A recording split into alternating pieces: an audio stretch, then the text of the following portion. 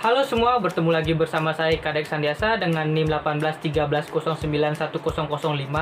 Jadi dalam video kali ini saya akan menjelaskan kepada kalian bagaimana cara melakukan praktikum letal konsentrasi 50% pada ikan dan penjelasannya. Maka dari itu saksikan video berikut ini. Adapun tujuan dalam praktikum kali ini yaitu yang pertama, mengetahui titik konsentrasi maksimal yang mampu ditolerir oleh ikan. Dalam hal ini kita menggunakan ikan kepala timah. Yang kedua yaitu mengidentifikasi gejala-gejala fisiologis dan perilaku hewan yang berhubungan dengan efek perubahan salinitas. Adapun landasan teori dalam praktikum kali ini yaitu salinitas, di mana salinitas merupakan salah satu faktor eksternal yang sangat berpengaruh terhadap fisiologis hewan akuatik, baik itu hewan vertebrata maupun invertebrata, di mana kadar salinitas atau kadar garam ini berhubungan erat dengan sifat osmolaritas cairan tubuh dan di luar tubuh. Jadi jika terjadi perubahan kadar salinitas secara signifikan, maka diikuti dengan perubahan fisiologis yang berupaya untuk menyeimbangkan kadar cairan tubuh dan di luar tubuh atau dikenal dengan istilah homeostasis. Jadi untuk mengetahui titik konsentrasi maksimal yang mampu ditolerir oleh ikan kepala timah dapat dihitung dengan menggunakan metode letal konsentrasi 50%, di mana kita menghitung jumlah individu yang mati hingga 50% dari total keseluruhan ikan yang kita gunakan. Selanjutnya alat dan bahan. Nah, alat dan bahan yang digunakan dalam praktikum kali ini itu ada 4. Yang pertama adalah gelas. Nah, ukuran gelas ini disesuaikan dengan ukuran ikan yang kita gunakan dalam praktikum kali ini. Adapun jumlah gelas yang digunakan itu ada 4. Kemudian yang kedua itu adalah ikan. Nah, ikan yang saya gunakan dalam praktikum ini adalah ikan kepala timah yang berjumlah 20 ekor. Usahakan dalam praktikum kali ini, ikan yang digunakan adalah ikan jantan. Karena apa? Karena ikan jantan lebih adaptif terhadap perubahan-perubahan lingkungan. Yang ketiga itu adalah air PDAM yang sudah didiamkan selama semalaman. Yang keempat itu adalah garam. Nah, untuk garam yang kita gunakan, usahakan garam yang bukan serbuk halus, yang lebih kasaran. Karena apa? Karena ketika kita menggunakan garam yang kasar, itu ketika dituangkan ke dalam air itu proses larutnya lebih lama ketimbang kita menggunakan garam yang halus. Jadi jika kita menggunakan garam yang halus setelah kita masukkan ke dalam air, itu dapat menimbulkan shock pada ikan karena garam yang halus tersebut mudah terlarut.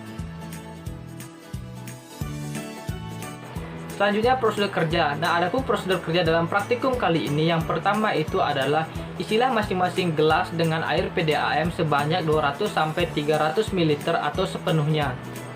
Kemudian masukkan masing-masing 5 ekor ikan pada tiap gelas. Amati tingkah laku ikan.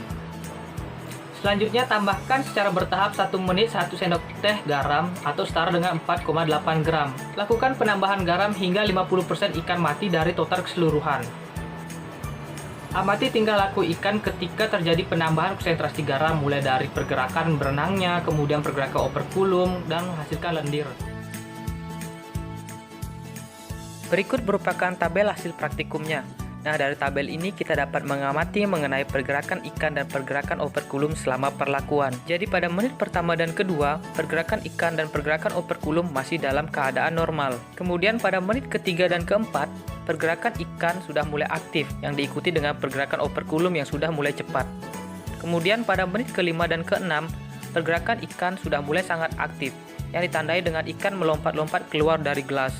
Kemudian pergerakan operkulumnya juga cepat. Kemudian pada menit ke-7 dan ke-8, pergerakan ikan sudah mulai kurang aktif yang diikuti juga dengan pergerakan operkulum yang sudah mulai melambat.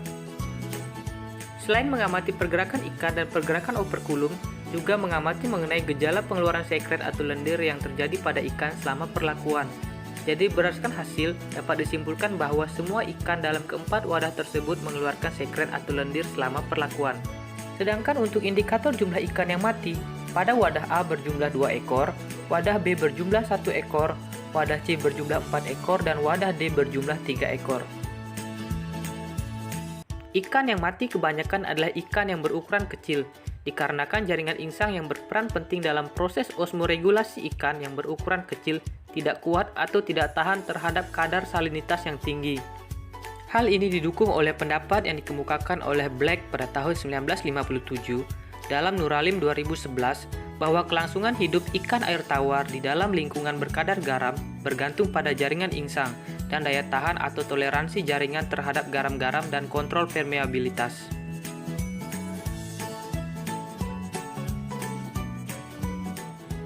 Adapun cara untuk mengetahui berapa besar konsentrasi yang mampu ditolerir oleh ikan, maka digunakan rumus C sama dengan M dibagi V, di mana C merupakan konsentrasi, M merupakan massa, dan V itu adalah volume. Jadi dalam praktikum ini ikan mati 50% itu pada menit ke-8, artinya di mana setiap menit adanya penambahan 4,8 gram, maka 4,8 gram dikalikan 8 kemudian dibagi jumlah volume yaitu 200. Maka diperoleh hasil yaitu 0,192 gram per mililiter. Maka jika dikonversi menjadi persenan yaitu kita peroleh 19,2%.